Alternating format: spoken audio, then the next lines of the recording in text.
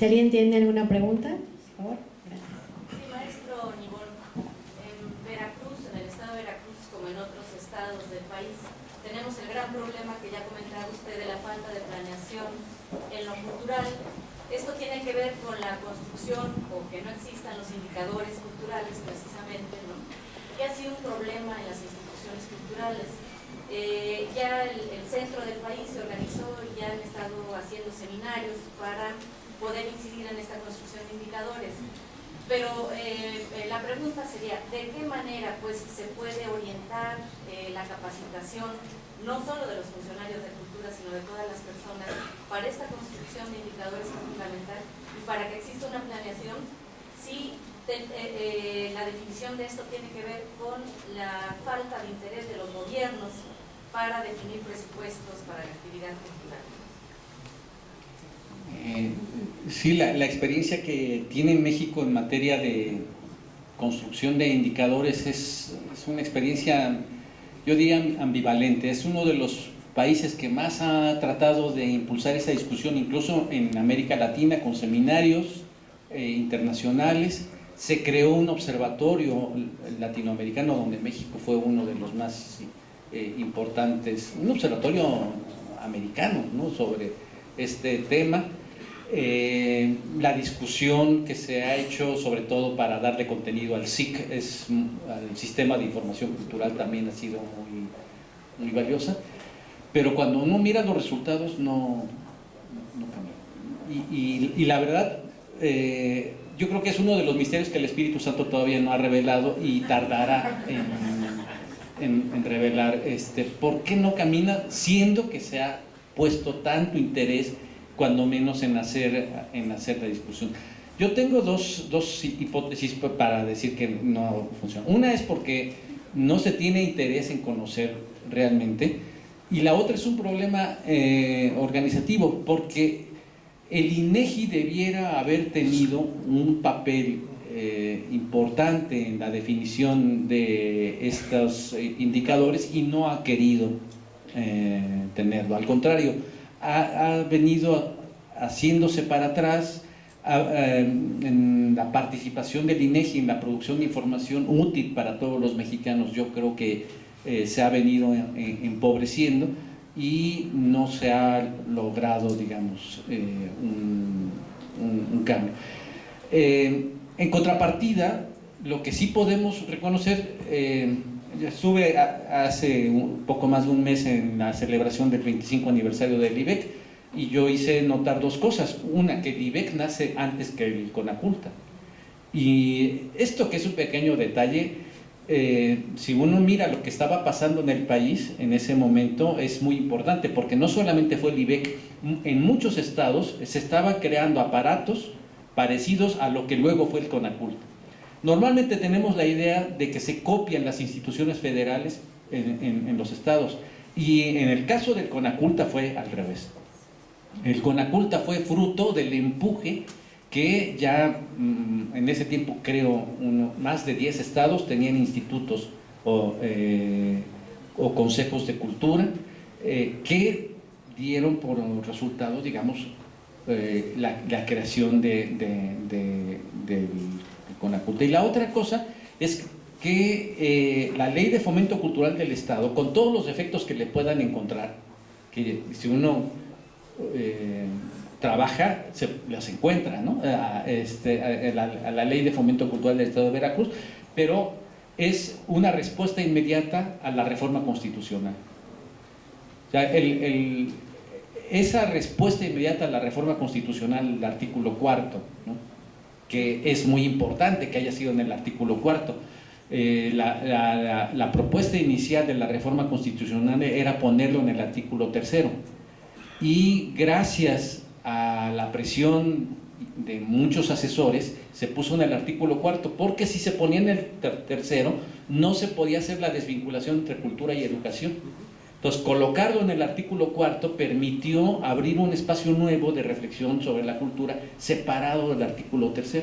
Y la Ley de Fomento Cultural del Estado se hace directamente, y lo dice desde los primeros artículos, se hace para tratar de garantizar los derechos culturales. No hay artículos que hablen verdaderamente de garantizar los derechos culturales. O sea, no hay un capítulo de garantismo cultural en la ley, y eso es un defecto de la ley, ¿no?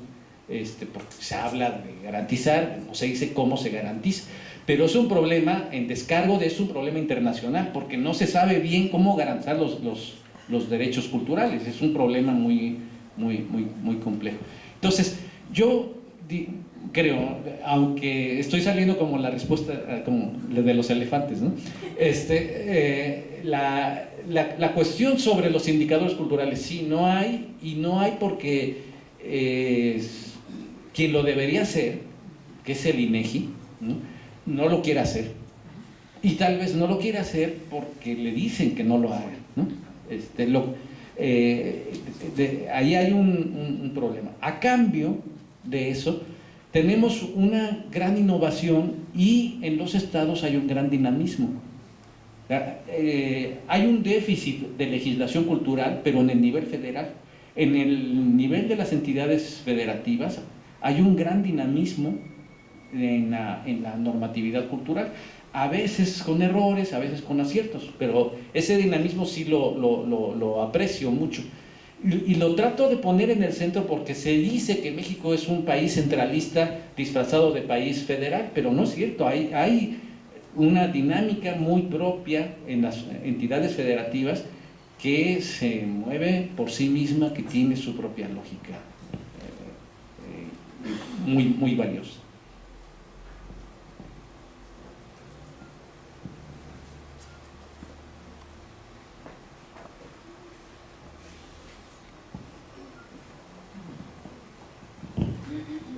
Buenos días, muchas gracias, doctor Migón. Soy Rebeca Boucher, promotora cultural también, y me interesó mucho, bueno, toda su intervención, pero principalmente en un asunto que creo que falta después de los años 60, que se menciona el cambio que hubo entre las políticas culturales de los años 20, cuando se pretendía la integración social, porque estaba todo disperso, todo hecho pelotas.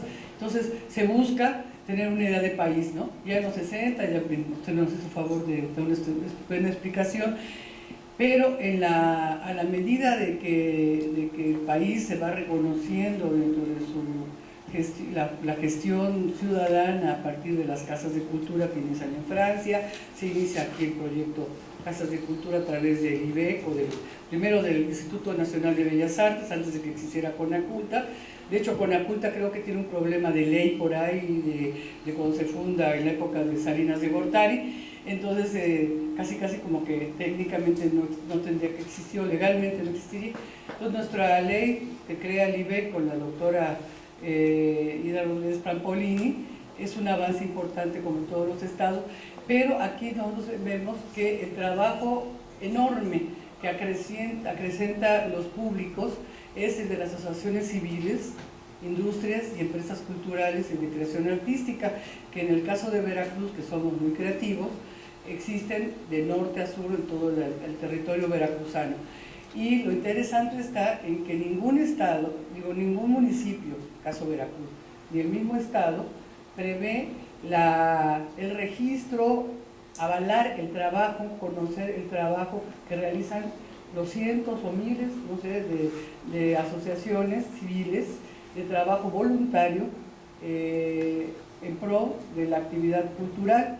Y la pregunta sería, ¿usted a qué cree que se deba que no haya sido considerado que se tenga un sistema de registro, de información o algún tipo de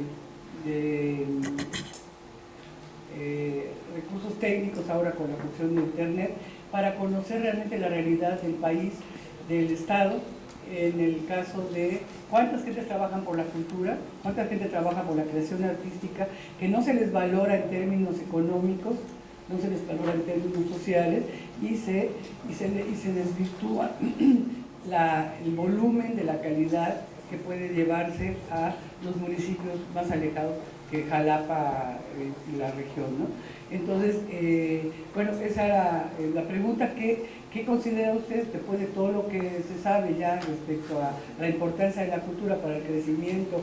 Y yo sí creo en el bienestar de la población, una gente educada, con una educación y con una cultura, seguramente es una gente feliz, pero la pregunta para concluir es: ¿cuál es, a su opinión, la razón por la cual el Estado mexicano, el Estado de las autoridades veracruzanas desde hace 25 años, no han hecho esta integración de esa fuerza, digamos, laboral, que no es minoritaria, que son muchas micros que trabajan en pro de la cultura? Gracias. No, el problema es un problema muy grave, y bueno, se creó un consejo de cultura de la Ciudad de México, donde nos hemos planteado exactamente, casi en los términos en que lo ha expresado aquí, este mismo problema, y hemos intentado varias maneras de solucionarlo, y la más salvaje es mandar a hacer el recorrido a pie por la calle, porque hay muchas actividades culturales que solamente se descubren de esa manera, ¿no?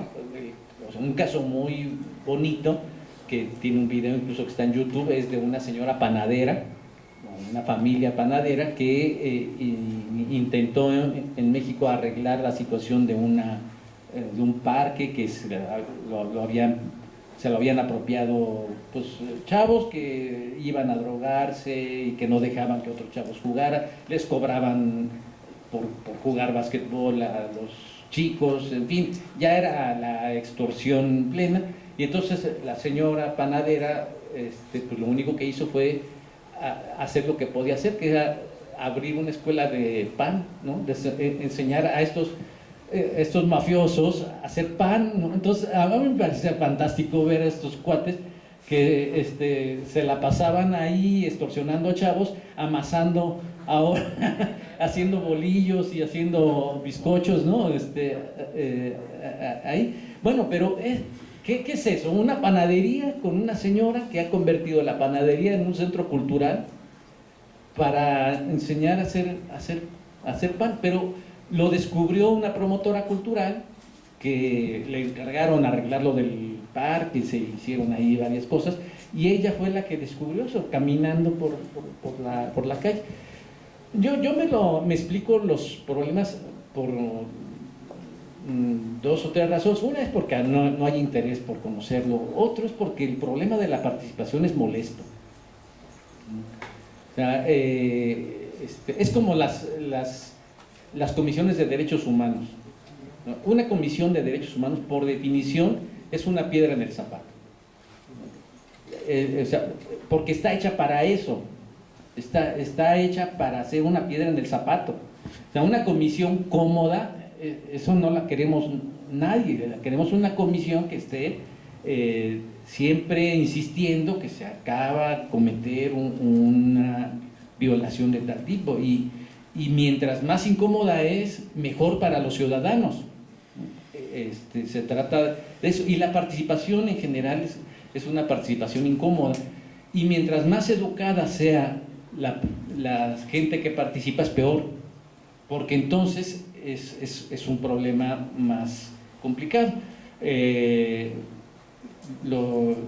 Las anécdotas, por ejemplo, del famoso superbarrio, el superbarrio acompañaba a los sectores populares a hacer una visita a una autoridad, y la tradición política mexicana es que era un tlatoani el que lo recibía y hablaba y les decía tal cosa. Pero cuando superbarrio se metía,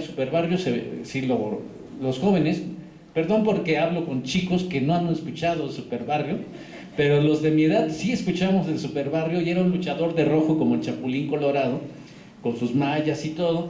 Iba a una comisión y se metía al despacho del funcionario. Entonces imagínense a un encapuchado en el despacho del funcionario que no hablaba. Era un fenómeno tan curioso que yo estaba una vez en casa de un gran investigador de la UAM cuando recibí una llamada de unos periodistas alemanes que habían venido a México a ver el fenómeno del superbarrio porque no se imaginaban que en Alemania un encapuchado pudiera hablar en el Congreso, ¿no? Y Superbarrio había hablado en el Congreso, ¿no? Dicen, no, es que esto en Alemania no podría suceder, y sí, en México, que por algo somos México, entonces aquí sí sucede todo. Superbarrio se coloca, estaba el funcionario en su escritorio, estaba la gente aquí, y él se colocaba en medio, y no hablaba. Pero solo su presencia alteraba la negociación. Solo su presencia alteraba la negociación. Mientras más educado, más culto, más instruido, más capacidad de hablar tenga el que participa, es más molesto. Y Superbarrio salía de la negociación sin haber dicho una sola palabra, pero cambiaba todo, porque el que él lo escuchara y saliera e hiciera un reportaje al día siguiente, en la jornada o en donde sea, ya había modificado todo el proceso. La participación es incómoda. Y la otra es nuestra débil tradición de participación voluntaria. El voluntariado mexicano es un voluntariado muy raro. En los países europeos el voluntariado, y en Estados Unidos y Canadá, el voluntariado es parte de la vida cotidiana. O sea, participar en cualquier cosa adicional es una parte importante de la cultura. Primero, los jóvenes en un grupo deportivo o en un grupo de organizador de la fiesta o en lo que sea, pero así sea el funcionario de más alto nivel, llega a su barrio y se mete a un grupo de teatro, de lo que sea, y participan en muchas cosas. Conocí un grupo de teatro en un pequeño pueblo en Cataluña que se reúne los miércoles a las 10 de la noche. Es la hora en que ellos se reúnen a ensayar. ¿Quién hace eso? En la Ciudad de México nadie, ¿no? Y reunirse a partir de las 10 de la noche, de 10 a 12 de la noche, a 1 de la mañana, para hacer una obra que solamente ellos la van a ver y sus familiares, y que además tienen el compromiso. Si son 20, en la obra participan los 20, y se inventa el guionista, se inventa una obra donde estén los 20 ahí presentes. Hay una tradición de participación muy rara. No es que no se participe, pero la tradición de participación tiene unos cauces, ahí sí que de trabajo antropológico. Hay que encontrar la forma como se participa. No se quiere participar de manera formal. Aquí en México todo aquel que maneja dinero por definición es corrupto, ¿no? Así sean 3 pesos o 5 pesos. Hay una desconfianza generalizada hacia aquel que maneja dinero. Y por definición es corrupto hasta que no demuestre lo contrario. Y como no lo puede demostrar, pues es corrupto. Hay una serie de cuestiones que están en nuestra forma de construir la sociedad civil, que hace que la participación que sí existe sea una participación del hombre invisible, ¿no? Sea una participación escondida, una participación en la que nosotros, antropólogos, promotores culturales, tendrán que encontrar el modo de hacer aflorar ese gran movimiento de participación que sí es real, que sí existe, pero que está escondido. Sí, otra pregunta por acá. Acá estoy. Oiga, ¿qué puede hacer la gente, los que estamos en la difusión de la cultura, qué puede hacer la ciudadanía cuando se está ante un gobierno que es administrador de miseria, que tiene una economía jodida, que es corrupto y que no tiene dinero para nada de lo relacionado con la cultura? ¿Qué puede hacer la ciudadanía y los que estamos en la difusión de la cultura?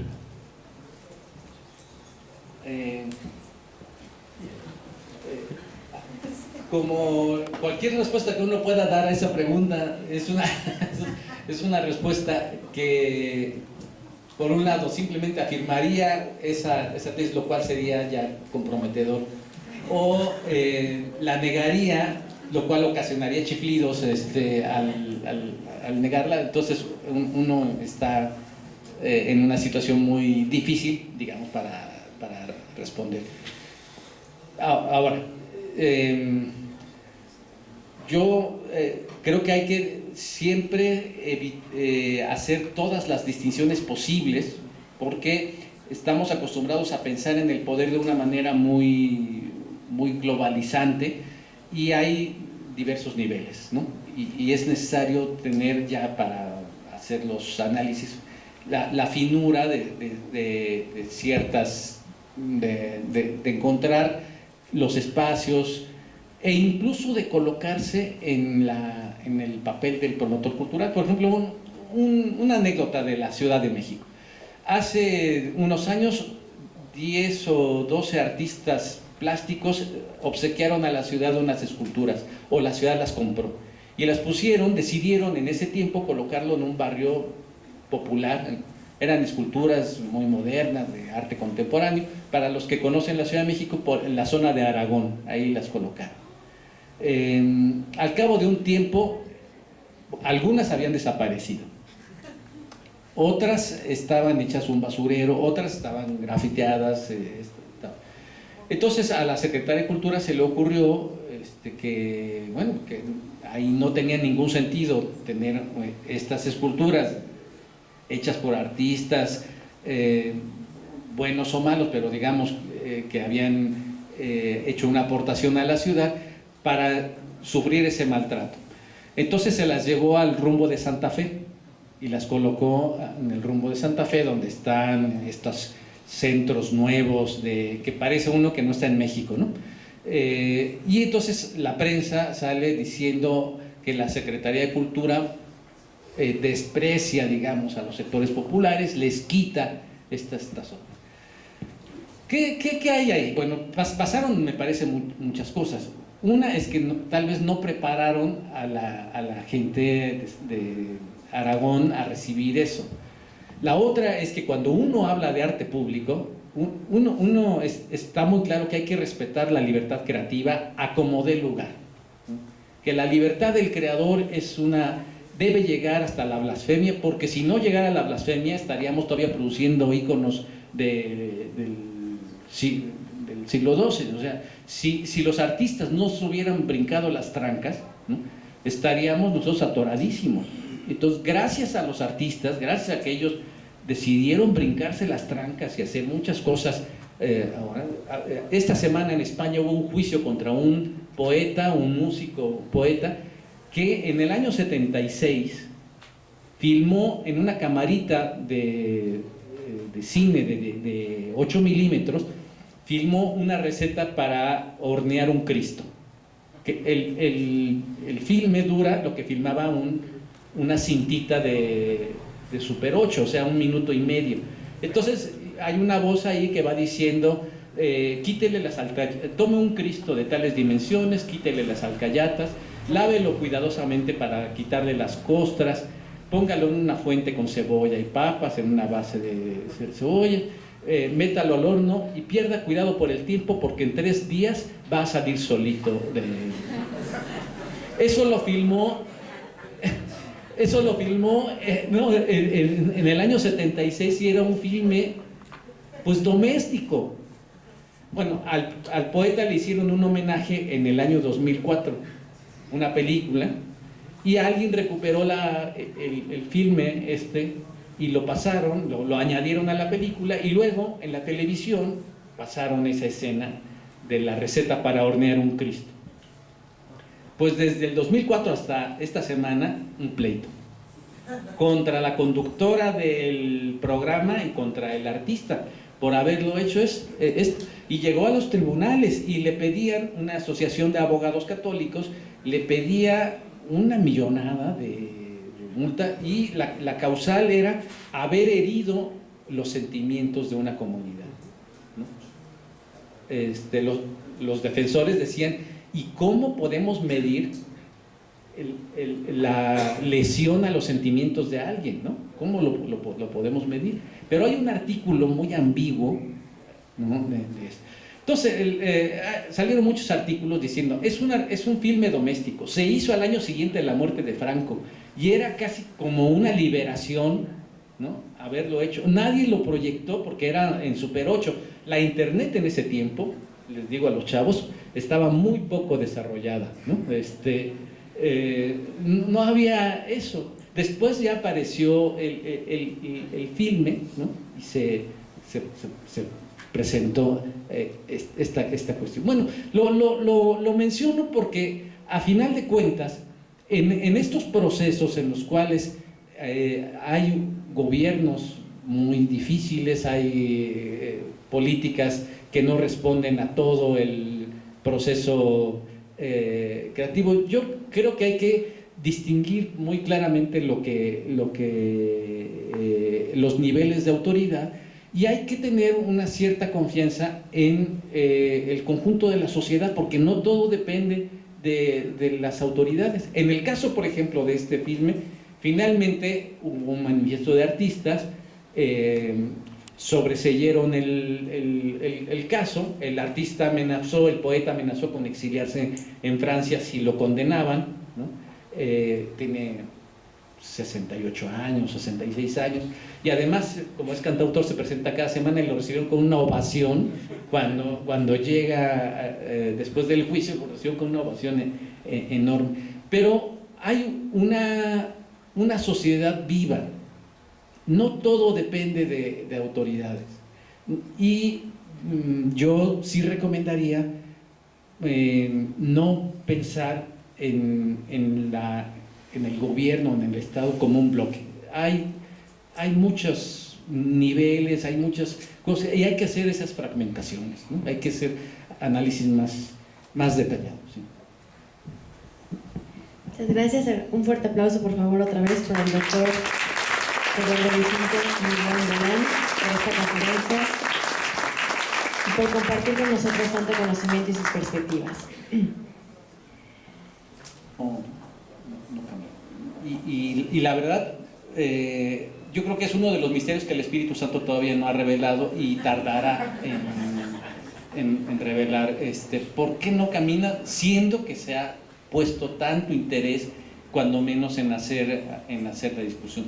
Yo tengo dos hipótesis para decir que no funciona. Una es porque no se tiene interés en conocer realmente, y la otra es un problema organizativo, porque el INEGI debiera haber tenido un papel importante en la definición de estos indicadores y no ha querido tenerlo. Al contrario, ha venido haciéndose para atrás en la participación del INEGI en la producción de información útil para todos los mexicanos. Yo creo que se ha venido empobreciendo.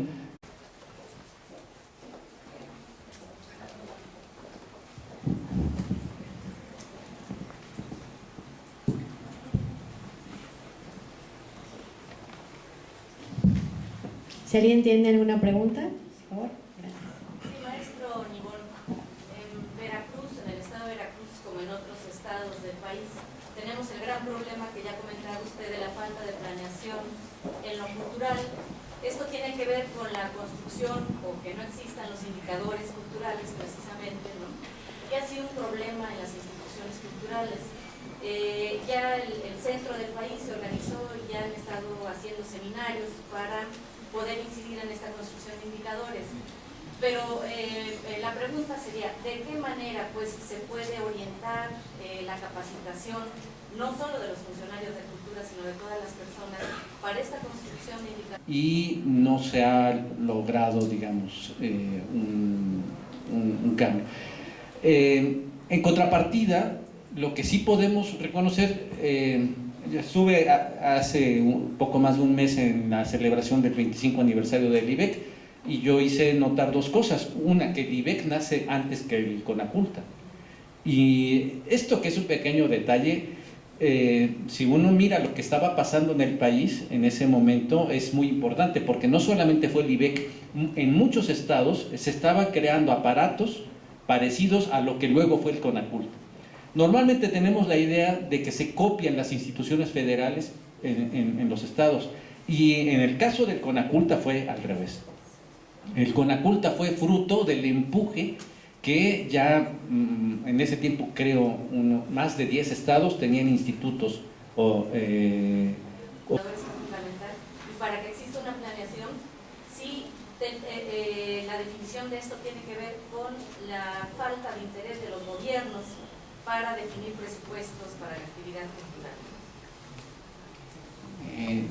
Sí, la experiencia que tiene México en materia de construcción de indicadores es una experiencia, yo diría, ambivalente. Es uno de los países que más ha tratado de impulsar esa discusión, incluso en América Latina, con seminarios internacionales. Se creó un observatorio latinoamericano donde México fue uno de los más importantes, un observatorio americano, ¿no?, sobre este tema. La discusión que se ha hecho, sobre todo para darle contenido al SIC, al Sistema de Información Cultural, también ha sido muy valiosa.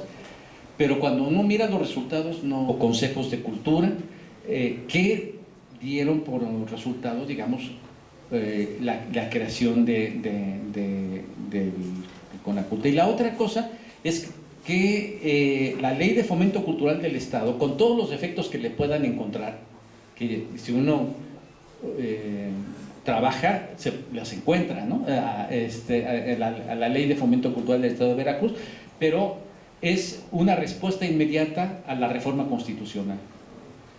O sea, esa respuesta inmediata a la reforma constitucional, el artículo 4º, ¿no?, que es muy importante que haya sido en el artículo 4º. La propuesta inicial de la reforma constitucional era ponerlo en el artículo 3º, y gracias a la presión de muchos asesores se puso en el artículo 4º, porque si se ponía en el 3º no se podía